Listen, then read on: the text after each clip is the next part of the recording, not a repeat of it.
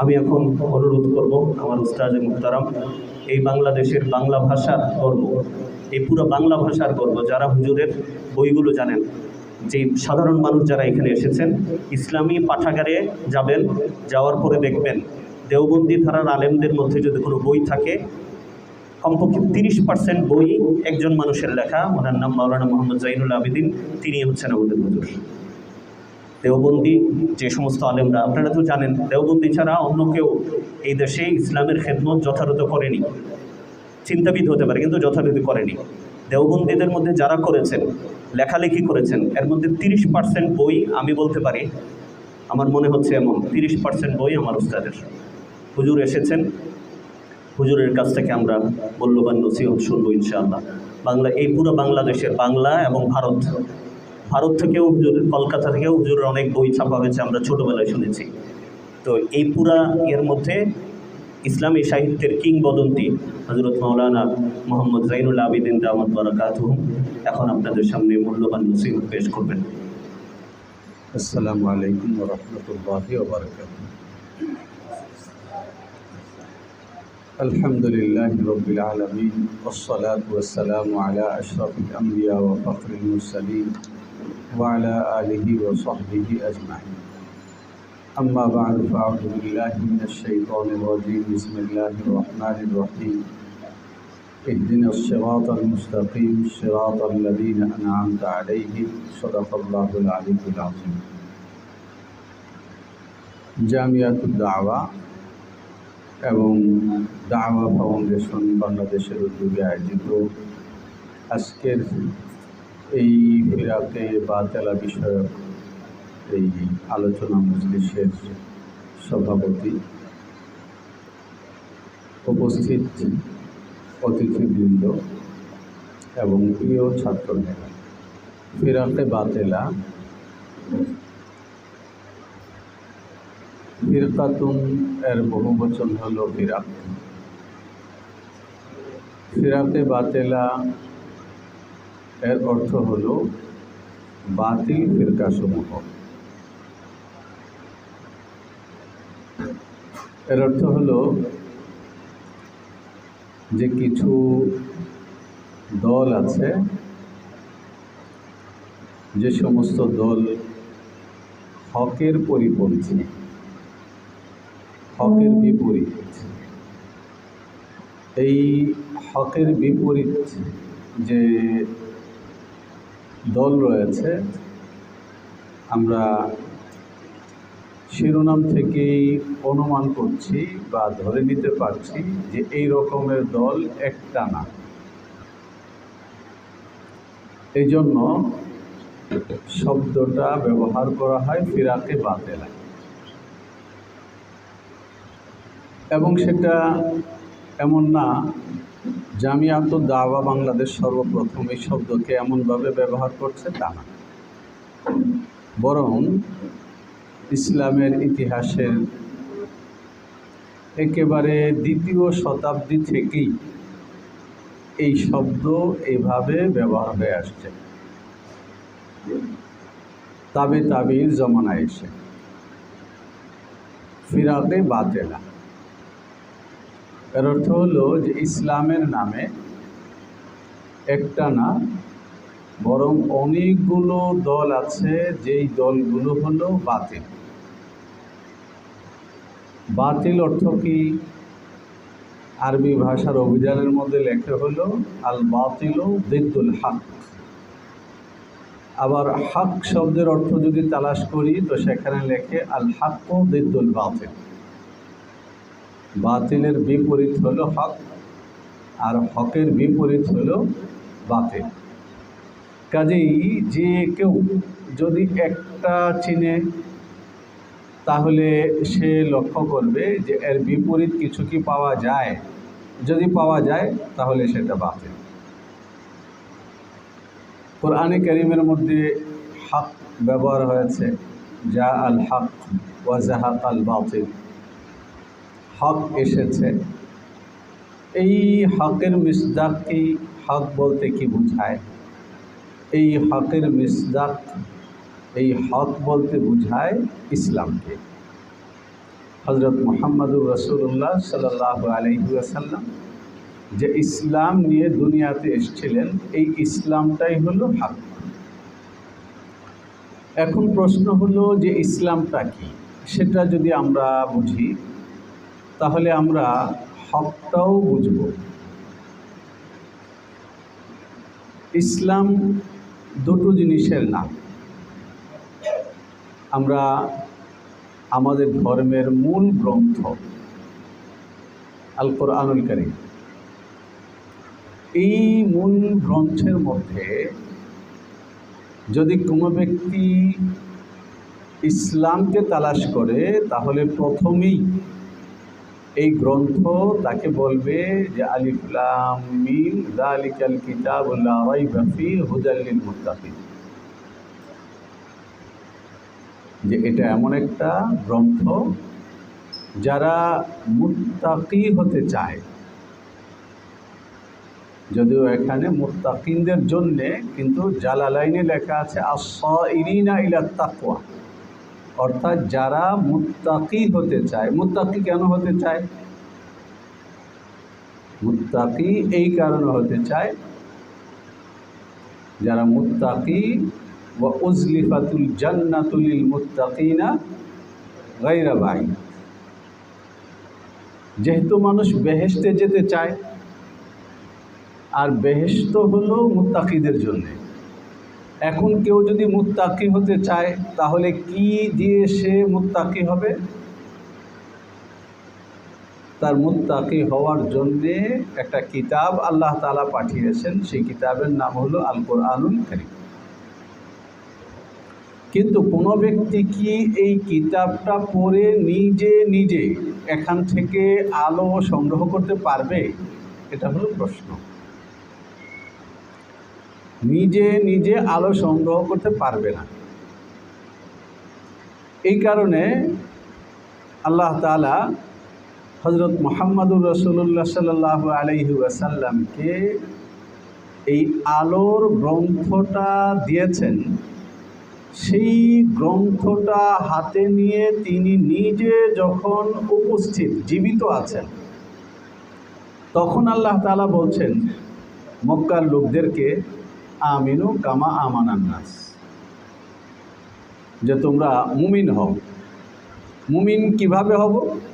যে মুহাম্মদ সাল্লাল্লাহু আলাইহি ওয়াসাল্লামের দাওয়াতে যে কিছু লোক মুসলমান হয়েছেন, এরা নমুনা, আইডল। এই এরা যেভাবে মুসলমান হয়েছে তোমরা ওইভাবে মুসলমান হও। সূরাতুল ফাতিহা, যেটা নামাজের জন্যে আবশ্যিক করে দেওয়া হয়েছে যে সবাইকে পড়তে হবে, প্রত্যেক রাকাতে পড়তে হবে। কেন? যে এখানে এই অঙ্গীকারটা প্রতিদিনকার 5 ওয়াক্ত নামাজের প্রতি রাকাতে উচ্চারণ করতে হবে, ইহদিনাস সিরাতাল মুস্তাকিম, সেই সরল পথের সন্ধান দাও, সিরাতাল্লাযীনা আনআমতা আলাইহিম, যে পথটা হলো তোমার নেয়ামত প্রাপ্ত বান্দাদের পথ।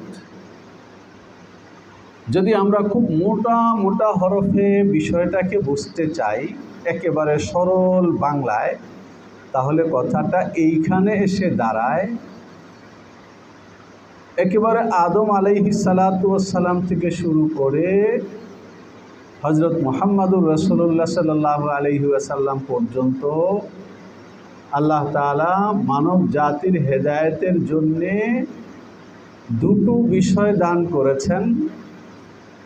আমাদের কিতাবি শব্দে এই দুটো বিষয়কে এইভাবে বলে এবং তালিবুল উমরা এইভাবেই মুখস্থ করতে হবে।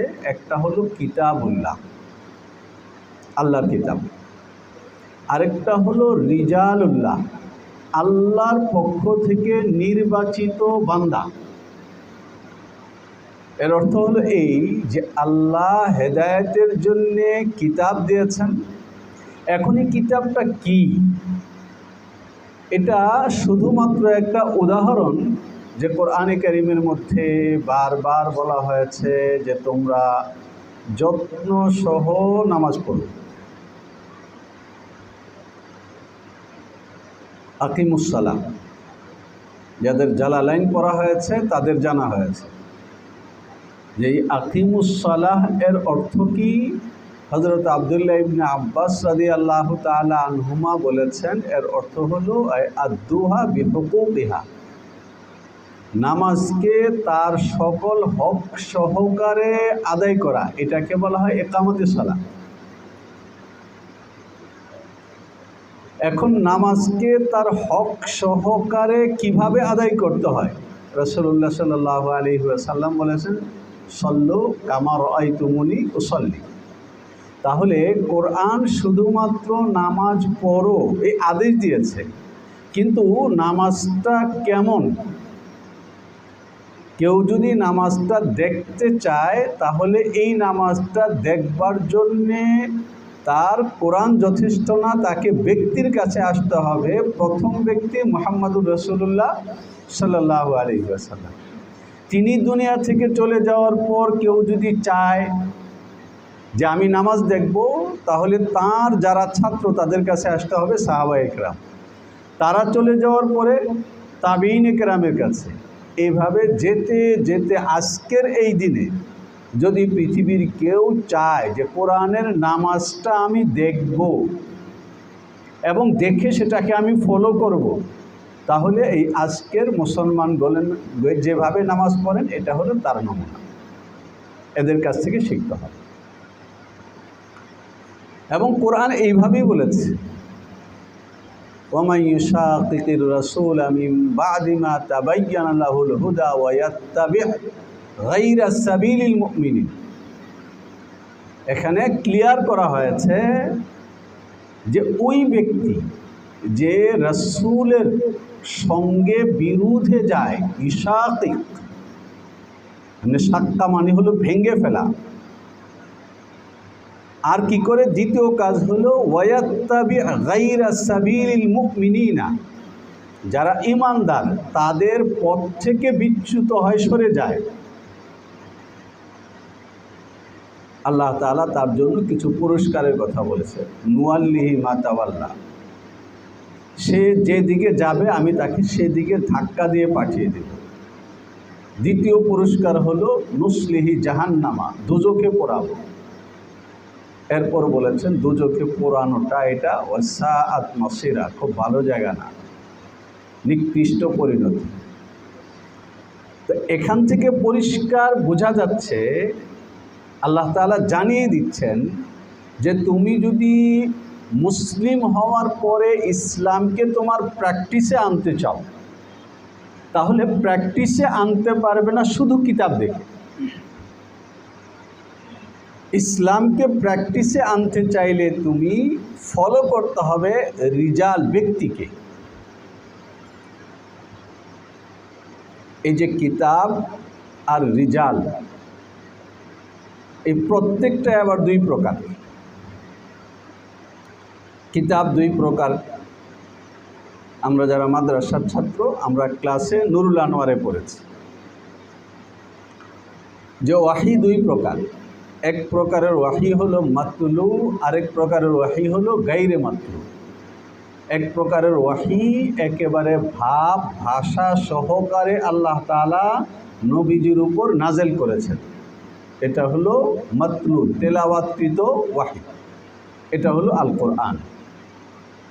আরেকটা হলো ওয়াহি, কিন্তু ভাবটা আল্লাহ তাআলা নাযিল করেছেন, ভাষাটা মুহাম্মাদুর রাসূলুল্লাহ সাল্লাল্লাহু আলাইহি ওয়াসাল্লামের, এটা হলো ওয়াহি গায়রে মাতলু, এটা হলো হাদিস।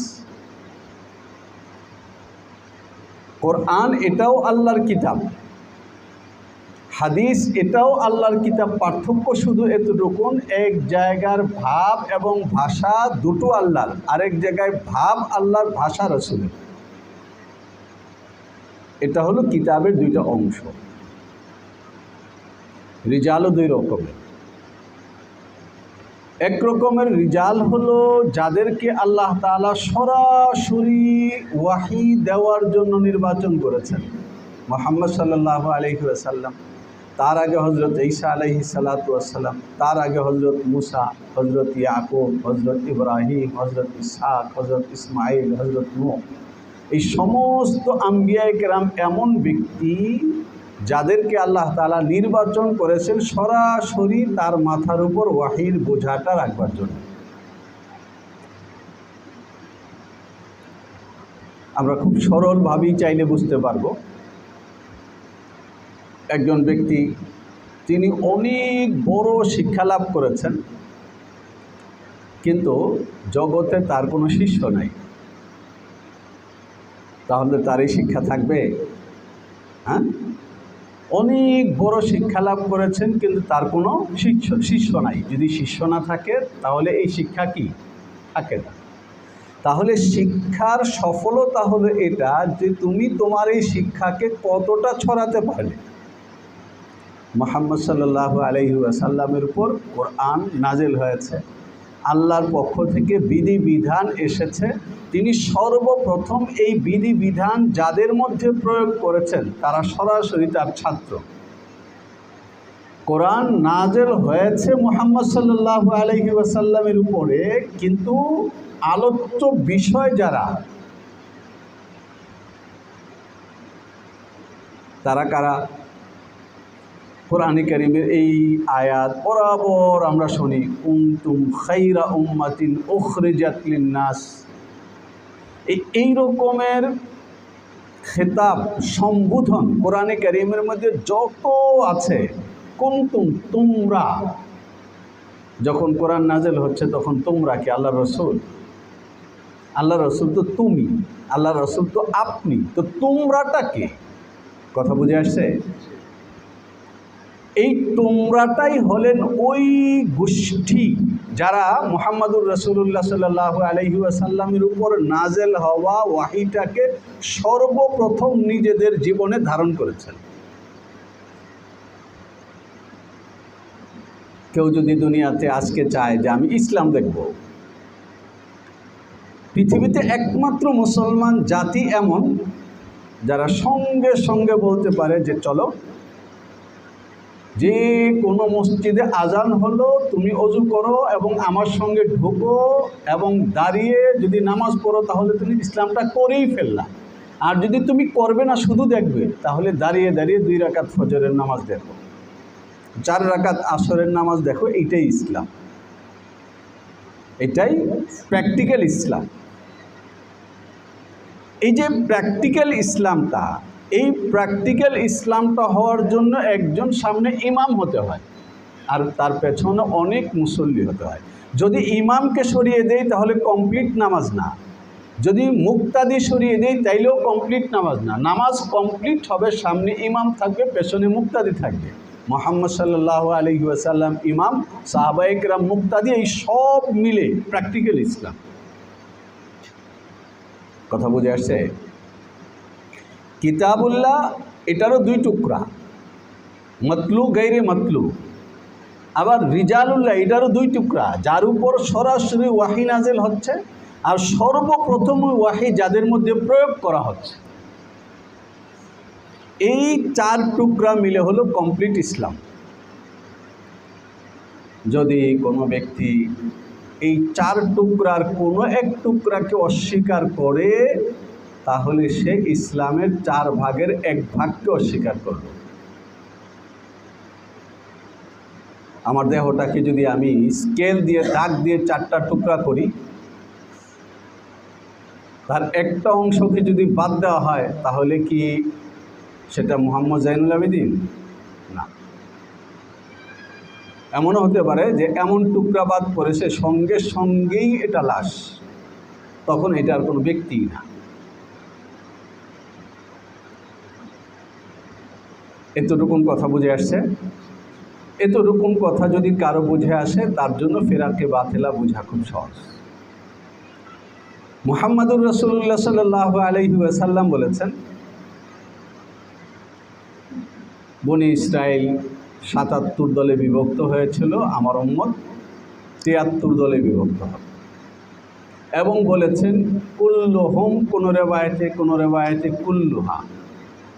যদি মানার এতেবার করা হয় কুল্লুহুম, আর লফজের এতেবার করলে ফিরকা এই হিসাবে কুল্লুহা ফিন্নার ইল্লা ফিরকাতুন ওয়াহিদা। কিলা মান হিয়া মানহু, তারা কারা? রাসূলুল্লাহ সাল্লাল্লাহু আলাইহি ওয়াসাল্লাম বলেছেন, মা আনা আলাইহি ওয়া আসহাবি, আমি এবং আমার সঙ্গীরা যে চিন্তা এবং আমলের উপর প্রতিষ্ঠিত আছি, হুবহু আমাকে এবং আমার সঙ্গীদেরকে আমরা ঠিক যেমনটা আছি তেমনটা যারা ধারণ করবে তারা হলো হক। আর কেউ যদি এখান থেকে সরে যায় তাহলে ওই ৭২-এর মধ্যে পড়ে, এই একমাত্র নাজাতপ্রাপ্ত দলের মধ্যে থাকবে না।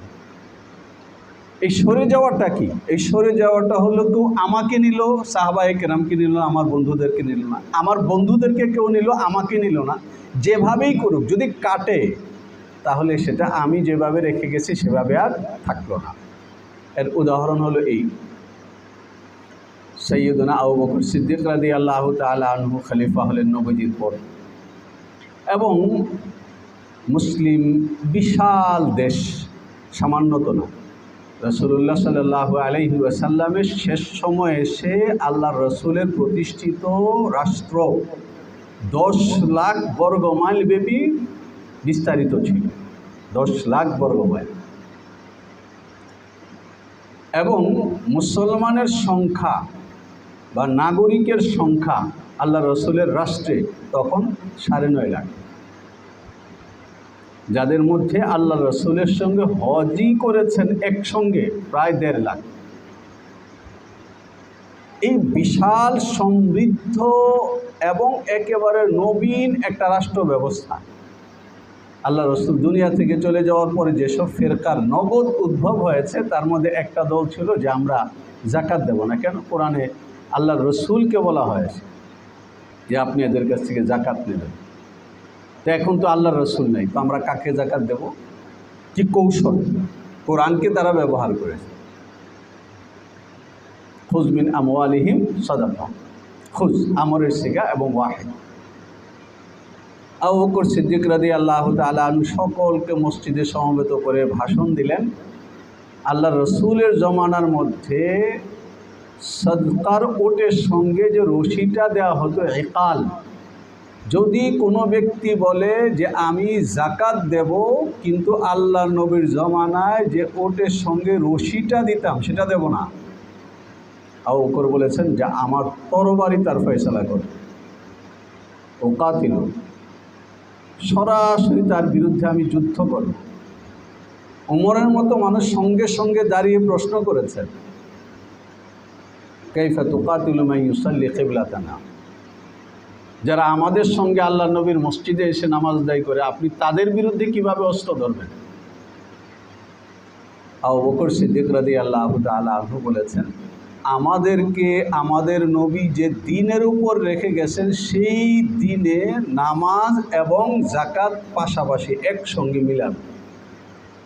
কেউ যদি এই দুটোকে আলাদা করে ফেলে তাহলে আমাদের নবীর রেখে যাওয়া দিনটা থাকলো না। দিন একসঙ্গে নামাজ এবং জাকাত, কেউ যদি বলে আলাদা তাহলে আমার নবীর রেখে যাওয়া দিনকে সে ভেঙে ফেলল।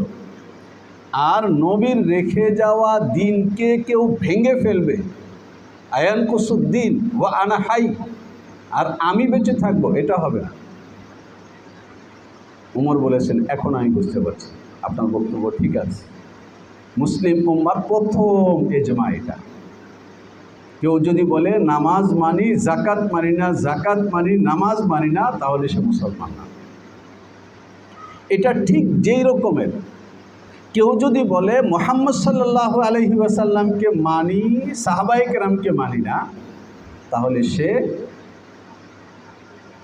রাসূলুল্লাহ সাল্লাল্লাহু আলাইহি ওয়াসাল্লামের রেখে যাওয়া ইসলামকে নিল না, হককে নিল না, নাজাত প্রাপ্ত দলকে সে নিল না। তখন সে ওই বাকি ৭২ ফিরকার যে কোনো এক ফিরকার ভেতরে পড়বে। এই কারণে আমরা দেখি ইসলামের নামে সর্বপ্রথম যে দলের আবির্ভাব হয় সেই দলের নামই হলো শিয়া।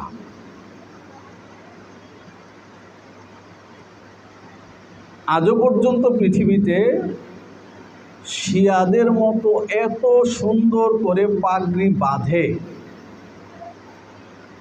মুসলিম ইতিহাসে আর কোনো গোষ্ঠী নাই। অন্ততপক্ষে যদি পাগড়ি বাঁধার জন্য মাস্টার আনতে হয় তাহলে শিয়াদের চাইতে ভালো এবং সুন্দর করে পাগড়ি পৃথিবীতে কেউ বাঁধতে পারে না। চেহারার দিকে তাকাইলে মনে হয় যেন কপাল থেকে আতর টপকায় পড়ে। কিন্তু এই উম্মতের একেবারে প্রথম কাল থেকে সর্বপ্রথম যেই দলটাকে বাতিল বলা হয়েছে এবং আজ পর্যন্ত উম্মতের সকলে যে দলটাকে বাতিল বলে সেই দলটার নাম হলো শিয়া। এদের অনেক দল উপদল আছে, সেই তাফসিলে আমি যাচ্ছি না। কেন?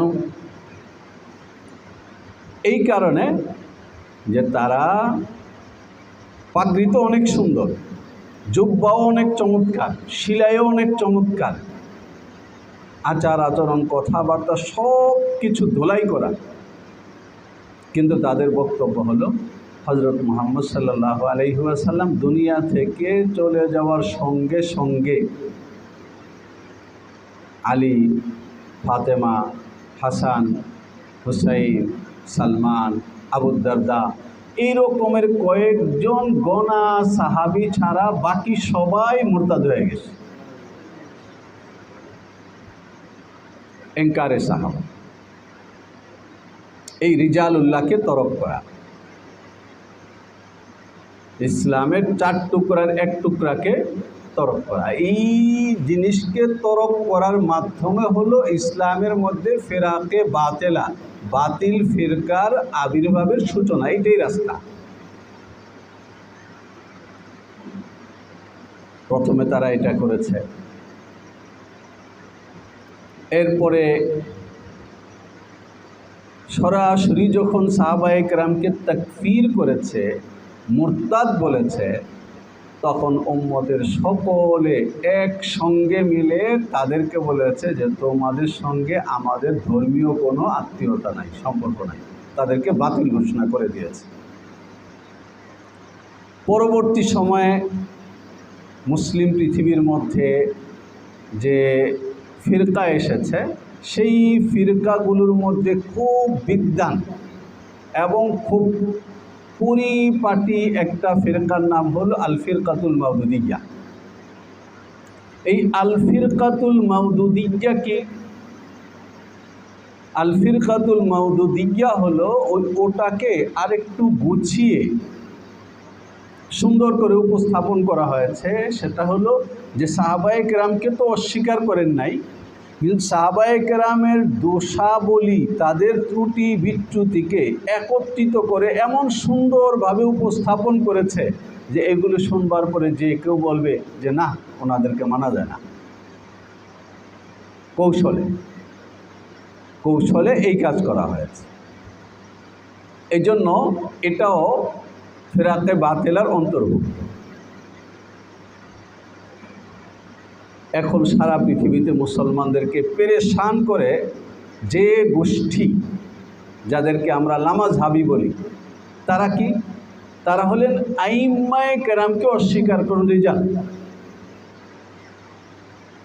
তো প্রথম দল সাহাবায়ে কেরামকে অস্বীকার করেছে, তারপরের দল কৌশলে সাহাবায়ে কেরামকে অস্বীকার করেছে, তারপরের দল সাহাবায়ে কেরামের চিন্তার উপরে ইসলাম এবং ইসলামের ফিকহকে প্রতিষ্ঠিত করেছেন, তাদেরকে অস্বীকার করেছে।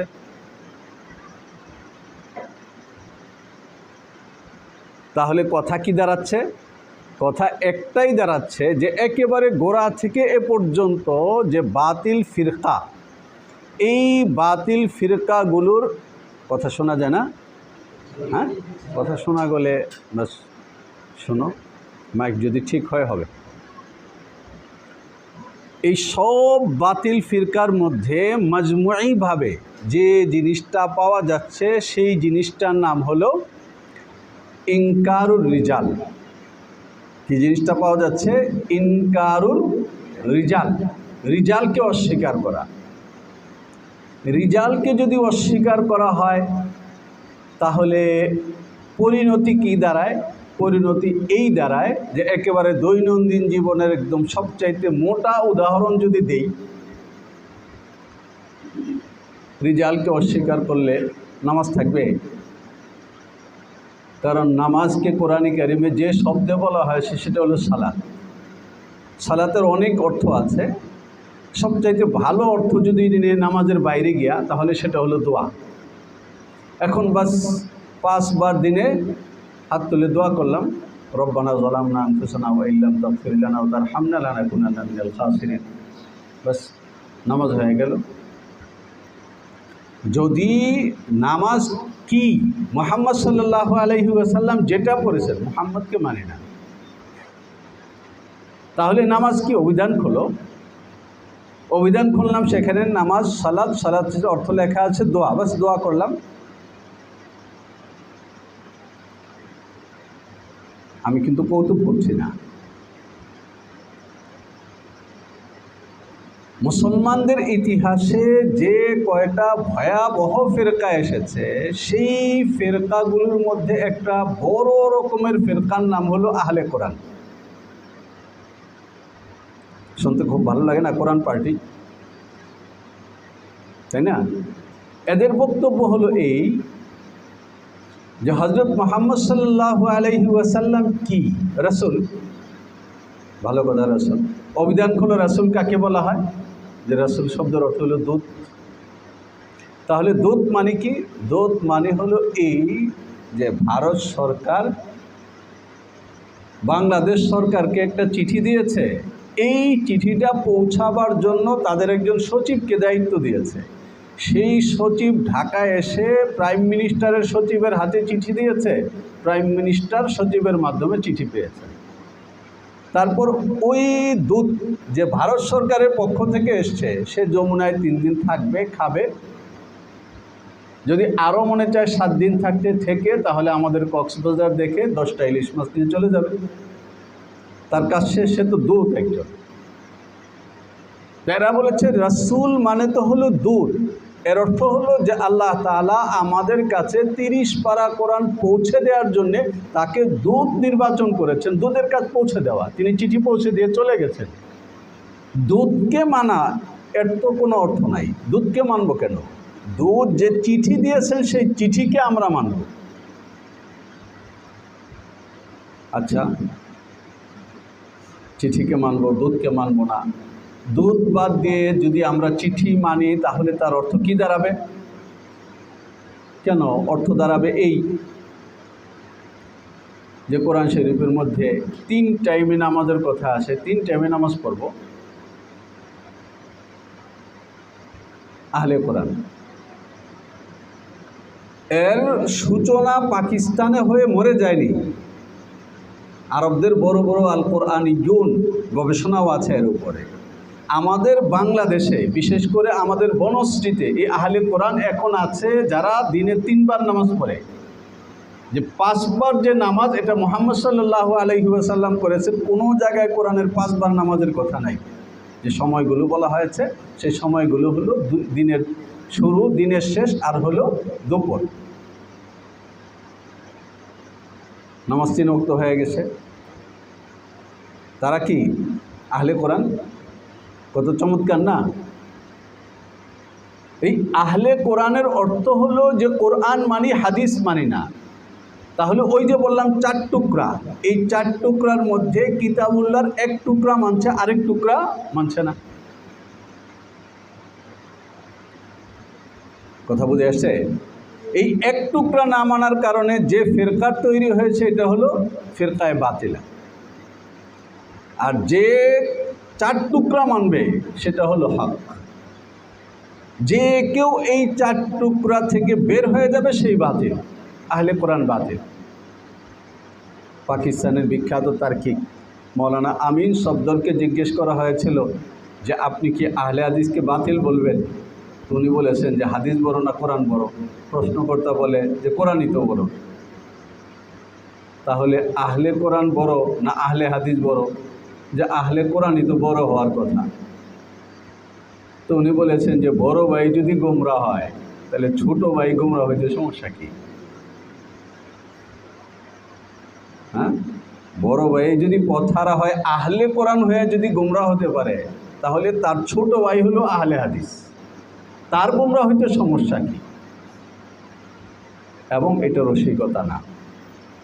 আহলে কোরআন যারা ঘোষণা দিয়ে হাদিসের হুজ্জিয়তকে এনকার করে, হাদিস তাদের কাছে শরীয়তের দলিল না।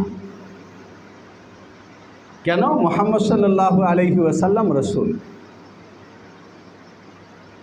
এবং কোরআন থেকেই দলিল দেয়, ওয়ামা মুহাম্মাদুন ইল্লা রাসূল, মা ইল্লা, তাই না? একই বাক্যে যখন মা ইল্লা আসে, হসরের অর্থ দেয়। এর অর্থ হলো মুহাম্মদ সাল্লাল্লাহু আলাইহি ওয়াসাল্লাম তো একজন রাসূল মাত্র, তিনি তো একজন রাসূলই। তো রাসূল অর্থ দূত।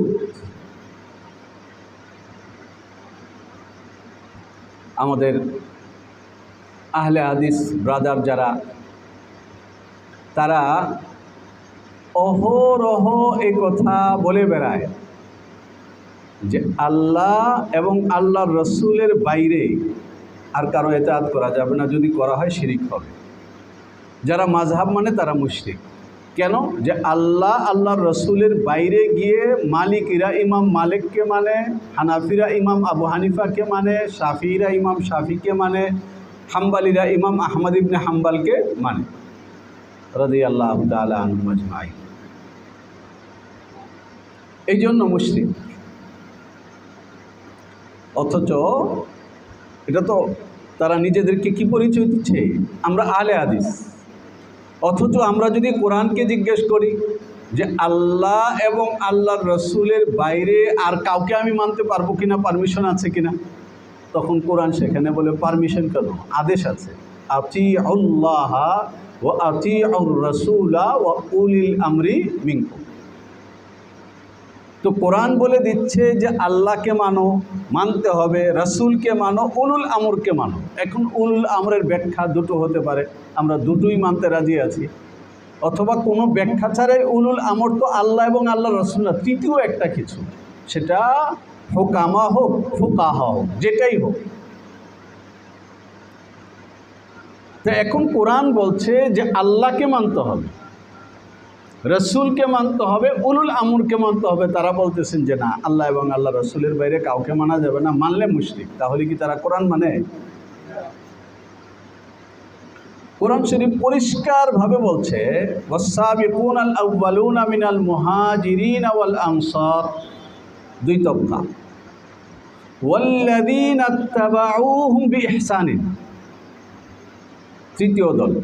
এক দল আস-সাবিকুনাল আউয়ালুনা মিনাল মুহাজিরিন, মুহাজির যারা প্রথম সারির, দ্বিতীয় হলো আনসার যারা প্রথম সারির, আর তৃতীয় হলো কিয়ামত পর্যন্ত যারা উত্তম রূপে এই মুহাজির এবং আনসারদের অনুসারী।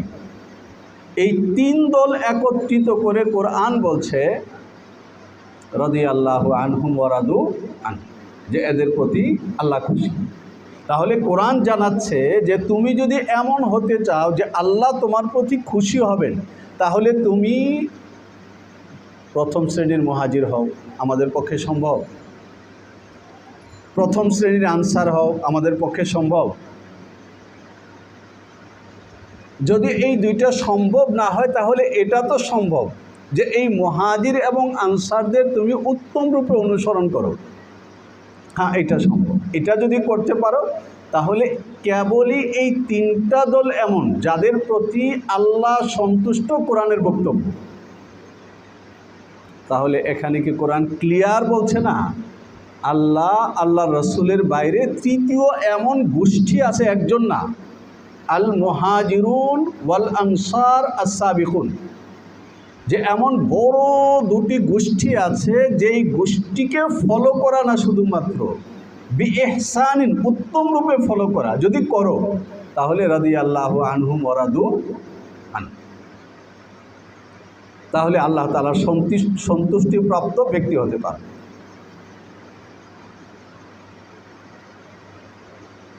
আমি সহজ করে মূল যে কথাটা বলতে চেয়েছি সেটা হলো, আল্লাহ তাআলা একেবারে কিয়ামত পর্যন্ত দুনিয়ার সব প্রকারের মানুষের জন্য অনুসরণীয় একটা দিন, একটা ধর্ম দিয়েছেন, যার নাম হলো ইসলাম। এই ধর্মের সৌন্দর্যের কোনো সীমা নাই। সংক্ষেপে দুটি সৌন্দর্য বলছি, কোনো লম্বা কথায় না। একটা সৌন্দর্য হলো সহজতা। সহজতা, রোজার মাস এসছে, তুমি অসুস্থ, রোজা রাখার দরকার নেই। একেবারে বুড়িয়ে গেছি আমি, যে নিজে দাঁড়াতে পারি না, রোজা রাখতে হবে না। শিশু, রোজা রাখতে হবে না। সফরে আছি, রোজা রাখতে হবে না। আমার কাছে টাকা নাই, তোমাকে যাকাত দিতে হবে না।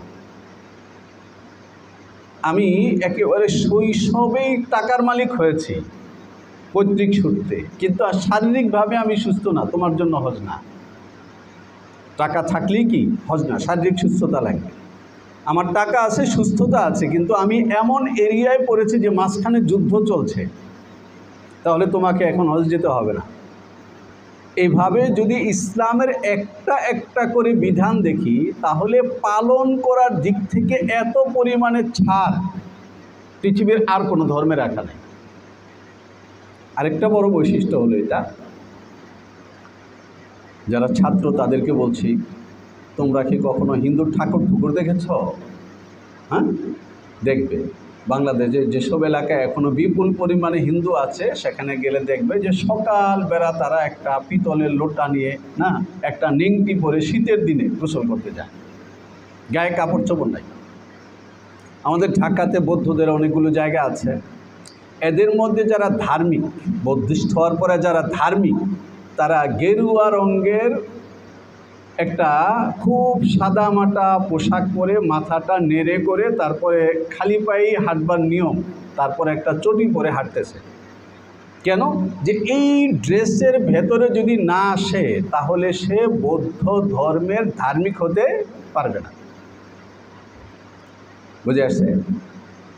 পৃথিবীতে একমাত্র ধর্ম ইসলাম, যে ধর্মে প্রবেশ করবার পরে যদি পৃথিবীর কোনো প্রেসিডেন্টও ওই ধর্মে প্রবেশ করে, তাহলে 1 সেকেন্ডের জন্য ইসলাম বলে না যে তুমি তোমার এসি অফ করো, বলে না যে তুমি এত দামি কাপড় পরেছো কেন, বলে না তোমার খাওয়ার মাত্রা কমাও, বলে না তোমার ব্যাংক ব্যালেন্স থাকতে পারবে না। অর্থাৎ পার্থিব জীবনের একজন মানুষের বৈধ যত সম্পদ থাকা সম্ভব, ইসলাম সবটাকে এক বাক্যে স্বীকার করে নেয়, এবং এমনভাবে স্বীকার করে, হযরত ওসমান রাদিয়াল্লাহু তাআলা আনহু কদ্দুর ধনী ছিলেন, আলাদা ইতিহাসটা পড়লে যে কেউ পড়বে সে বুঝবে। নাম পড়ে গেছে গনি, মানে ধনী মানুষ। এখন মদিনাতে গেলে আমরা পূর্ব দিক থেকে যেদিকে মেয়েদের দরজা দেখানো আছে, এখান থেকে শুরু করে একেবারে জান্নাতুল বাকি পর্যন্ত দক্ষিণ সাইডের পুরো এলাকাটা ছিল হযরত ওসমানের বাড়ি। 3টা এরিয়া ছিল, একটা পরিবারের জন্য, আরেকটা হলো হেরেম শরীফের লোকদের জন্য, আরেকটা হলো পৃথিবীর যে কোনো জায়গা থেকে মানুষ এসে এখানে অতিথি হবে, তার খানা পিনা এবং চলে যাওয়ার সময় বড় অঙ্কের হাদিয়া, এটা হযরত ওসমানের এখানে রেডি করা থাকে। আর রাসূলুল্লাহ সাল্লাল্লাহু আলাইহি ওয়াসাল্লাম হযরত ওসমানের কাছ থেকে যে পরিমাণের টাকা নিয়েছেন, তো নানা সময় তো নিয়েছেন। তাবুকের সময় যখন ওসমান ঘর থেকে টাকা পাঠাতে শুরু করেছেন, তখন তিনি তার ঘরের কৃতদাসদেরকে বলেছেন, লাইন ধরে দাঁড়াও। বিভিন্ন জায়গায় অনুষ্ঠান হলে অনেক সময় ছেলেরা লাইন ধরে দাঁড়ায়, তারপরে বিরিয়ানির থাল এর হাতে দেয়, এর হাতে দেয়, এর হাতে দেয়, একদম সর্বশেষ মেহমানের সামনে দেয়। তো হযরত ওসমানের ঘরে দাঁড়িয়ে হযরত ওসমান টাকার পোটলা দিচ্ছেন, একজনের হাতে, সে আরেকজনের হাতে, সে আরেকজনের হাতে, একেবারে শেষজন নবীজির সামনে টাকার পোটলা রাখতেছেন, রূপার মুদ্রা আর সোনার মুদ্রা। আল্লাহ রসুলের সামনে এত বড় স্তূপ হয়ে গেছে। আনন্দে আল্লাহ রসুল ওই টাকা হাতাচ্ছেন আর বলছেন যে আজকের এই দানের পরে ওসমান যা কিছু করুক, কোনো মন্দ আমল ওসমানকে ক্ষতি করতে পারবে না। তো এই এতগুলো সম্পদের অধিকারী হওয়ার পরে মুহাম্মদুর রাসূলুল্লাহ সাল্লাল্লাহু আলাইহি ওয়াসাল্লাম তার ওই মিম্বরে দাঁড়িয়ে যে মিম্বর সম্পর্কে বলেছেন যে এই মিম্বরটায় দাঁড়িয়ে হাসরের ময়দানে আমি আমার উম্মতকে হাউজে কাউসার পান করাবো। সেই মিম্বরটায় দাঁড়িয়ে ঘোষণা দিচ্ছেন উসমান ফিল জান্নাহ, ওসমান বেহেশতি। বুঝে আসছে? আবু হানিফা ধনী, এটা খুব বিখ্যাত। আবু হানিফা রাহিমাহুল্লাহু তাআলার ছাত্রদের মধ্যে খুব বিখ্যাত ছাত্র হযরত আব্দুল্লাহ ইবনে মুবারক রাহিমাহুল্লাহু তাআলা, ইমামুল মুহাদ্দিসিন, আমিরুল মুমিনিন ফিল হাদিস। কেমন ধনী ছিলেন! আইম্মাই রিজাল লিখেছেন আব্দুল্লাহ ইবনে মুবারক যখন মক্কায় আসতেন, কেউ কেউ বলেছেন তার সঙ্গে 20 জন মোরগ পোলাও রান্না করার জন্য বাবুর্চি নিয়ে আসতেন।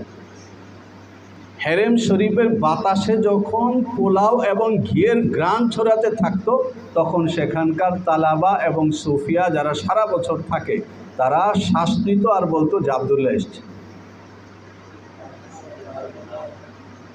আব্দুল্লাহ ইবনে মুবারকের এলাকার লোকেরা হজের মৌসুমে তার সঙ্গে আসতো, যতজন আসতো ততজনের হজের যাবতীয় খরচ দিতেন এবং মদিনায় গিয়ে বলতেন তোমাদের পরিবারের লোকেরা যা যা কিনতে বলছে সব কিনো। মক্কার কাজ শেষ করার পরে মক্কার বাজারে নিয়ে বলতেন তোমাদের পরিবারের লোকেরা যা যা কিনতে বলেছেন সব কিনো। সব তারা কিনতো, টাকা দিতেন আব্দুল্লাহ ইবনে মুবারক নিজের ঝোলা থেকে।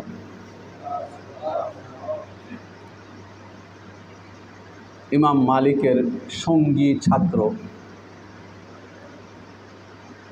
লাইস ইবনে সাদ, মিশরের ইমাম লাইস ইবনে সাদ রাহিমাহুল্লাহ তাআলা কখনো সফর করলে তার সঙ্গে 3টা বড় বড় জাহাজ থাকতো। এক জাহাজ তার পরিবারের জন্য, এক জাহাজ তার ছাত্র বন্ধুবান্ধব মেহমানদের জন্য, আরেক জাহাজ হলো শুধু খানাপিনার জন্য।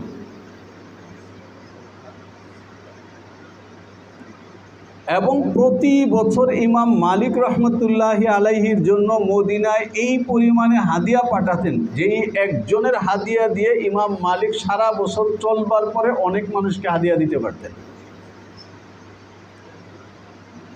এত বিশাল সম্পদের অধিকারী হওয়ার পরেও তাদের মুসলমানদের দ্বীনের ইমাম হইতে কোনো অসুবিধা হয় নাই। যেমন না, এত টাকাওয়ালা মানুষ উনি কেমন মুহাদ্দিস হবেন, এত টাকাওয়ালা মানুষ উনি কিভাবে ইমাম হবেন, কোনো অসুবিধা নাই। বরং আল্লাহ রসুল বলেছেন নিয়ামাল মালুস সালেহ লির রাজুলিস সালেহ, ভালো মানুষের জন্য ভালো টাকা, সৎ টাকা খুবই ভালো। পরিষ্কার মুসলিমের হাদিসের কথা। এই জন্য আজকের পৃথিবীতে যখন অমুসলিমরা কোরআন শরীফের তর্জমা পড়ে, নবীজির হাদিসের যখন তর্জমা পড়ে, তখন তারা সহজ এবং সম্মানের ধর্ম মনে করে ইসলামের মধ্যে দলে দলে ঢুকতে চায়। এই কারণে হলো সমস্ত বেদিনের মাথা ব্যথা। এটা ইসলামের একটা গুরুত্বপূর্ণ বৈশিষ্ট্য যে তুমি মুসলিম হতে চাইলে, ভালো মুসলিম হতে চাইলে এবং ইসলাম ধর্মের ধর্মীয় লিডার হতে চাইলে তোমাকে সম্পদ বিসর্জন দিয়ে ছেঁড়া কাপড় পরতে হবে না। এটা একটা গুরুত্বপূর্ণ জায়গা।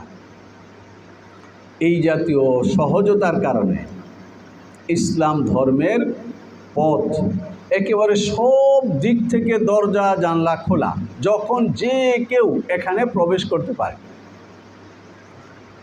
শত্রু চিরদিনই চেয়েছে যেন ইসলাম ধর্ম পৃথিবীতে না থাকে। ইসলাম ধর্মকে নাই করবার জন্য শত্রুপক্ষ যে আক্রমণগুলো যুগে যুগে করেছে, আমরা যদি মন দিয়ে পড়তে থাকি তাহলে দেখব যে এই 4 টুকরার কোনো একটা টুকরা ভেঙে তারপর ওই দিকটা দিয়ে শত্রু প্রবেশ করেছে। সেটা গোলাম মোহাম্মদ কাদিয়ানী হোক। যদি সাহাবায়ে কেরামকে হুজ্জত মানা হয়, আইম্মায়ে কেরামকে যদি হুজ্জত মানা হয় দলিল, তাহলে সে কোরআনের আয়াতের যে ব্যাখ্যাগুলো করেছে ওই ব্যাখ্যাগুলো একটাও টিকবে না। অর্থাৎ সে ওই রিজালুলার এক অংশকে বাদ দিয়ে নিয়েছে, বাদ দিয়ে তারপর সে ওই দিক দিয়ে ঢোকার রাস্তা করেছে। মুসলমানদের ভেতরে সর্বপ্রথম ফিতনার যে ভয়ানক প্রকাশ, সেটা ছিল সৈয়দনা হজরত ওসমান রাদিয়াল্লাহু তাআলা আনহুর কতল এবং শাহাদাতের ভেতর দিয়ে। তাকে কে কিভাবে কতল করে, কারা শহীদ করে, এই ঘটনা একেবারে কারবালার ঘটনা পর্যন্ত একই ধারাবাহিকতা এসছে, নতুন কোনো কিছু না। যারা হজরত ওসমানের কাতেল তারাই হজরত হুসাইন রাদিয়াল্লাহু তাআলা আনহুর কাতেল। কোন জায়গা থেকে এসছে?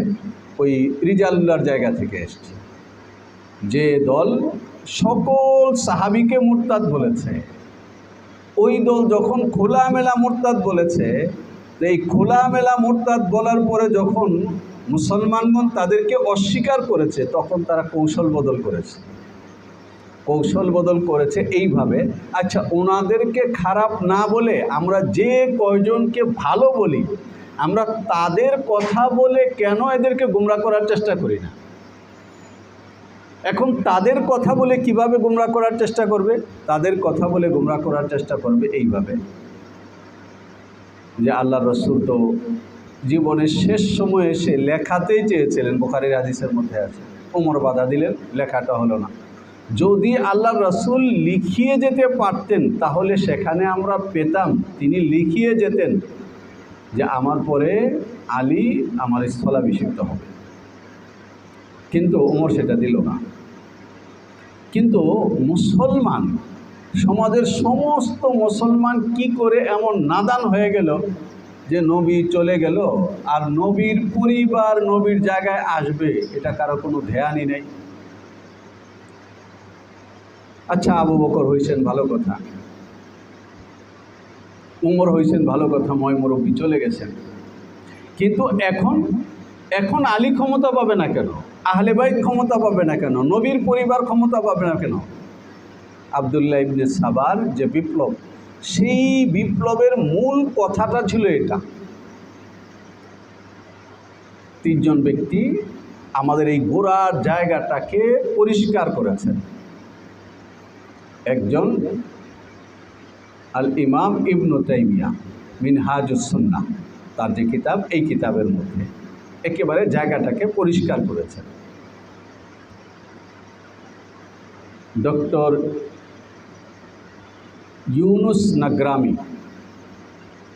তার বিখ্যাত কিতাব আশ-শিআতু ফিল মিজান, এটার একটা উর্দু তর্জমা আছে। উর্দু তর্জমা হয়ে আবার মৌলিক। এর অর্থ হলো এর মধ্যে এমন কিছু তথ্য অতিরিক্ত আছে যেটা মূল আরবিটার মধ্যে নাই। মাওলানা ওয়াইস নাগরামি, ইউনুস নাগরামির বড় ভাই, যিনি তর্জমা করেছেন, হাকিকতে রাফেজিয়ত কিতাবের নাম। এর পরবর্তীতে অনেকে লিখেছেন, অনেক ভালো লিখেছেন, কিন্তু সংক্ষিপ্ত, আবার মূল আসলের সঙ্গে মুরাজাত করে লিখেছেন এই রকমের মানুষ দুইজন। তার মধ্যে একজন মাওলানা মোহাম্মদ মনজুর নোমানী রাহিমাহুল্লাহ তাআলা, ईरानी इनकलाब और शीइयत, इमाम खुमैनी ईरानी इनकलाब और शीइयत, मौलाना मोहम्मद मंजूर नौमानी। আরেকটা হলো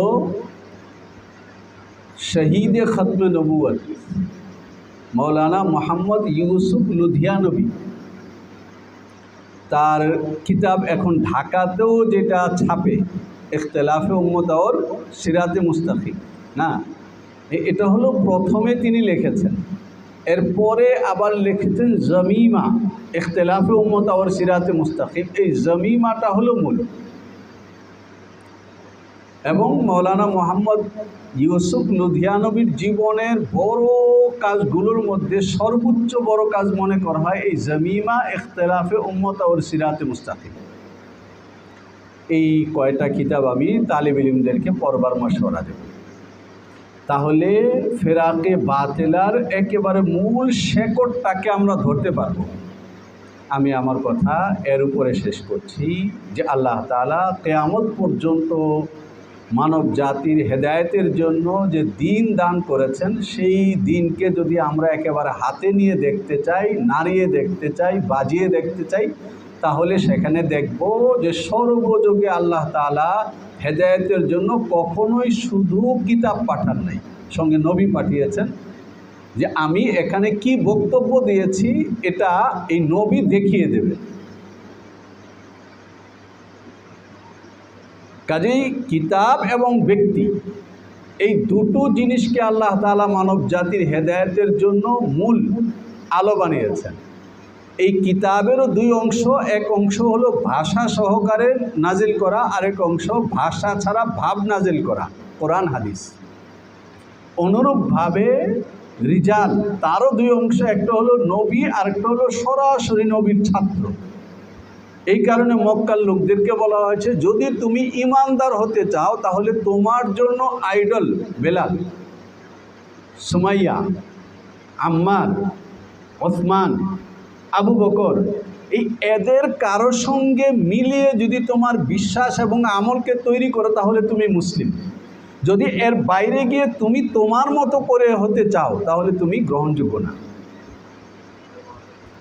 কিয়ামত পর্যন্ত এটাই নমুনা যে এই চারটা অংশ মিলে কমপ্লিট ইসলাম হয়। যদি কোনো জায়গায় কোনো ব্যক্তি তার দর্শন এমনভাবে উপস্থাপন করে যেখানে বোঝা গেল যে কোরআন, হাদিস, নবী, সাহাবী এই চার অংশের কোনো এক অংশকে ছোট করে দেখছে, বাদ দিচ্ছে, ব্যাখ্যা বিশ্লেষণ করে বাইরে রাখবার চেষ্টা করছে, চোখ বন্ধ করে বলে দিতে হবে যে এটা বাতিল ফেরকা। সহি ফেরকা, হক ফেরকা কি? যে ফেরকা কিয়ামত পর্যন্ত কোরআন, হাদিস, নবী, সাহাবী এই চারটাকে মেনে চলবে, তারাই হলো সহি ফেরকা। আল্লাহ তাআলা আমাদের সকলকে বুঝবার এবং মানবার তৌফিক দেন। আমিন। ওয়া আখিরু দাওয়ানা আলহামদুলিল্লাহি রাব্বিল আলামিন।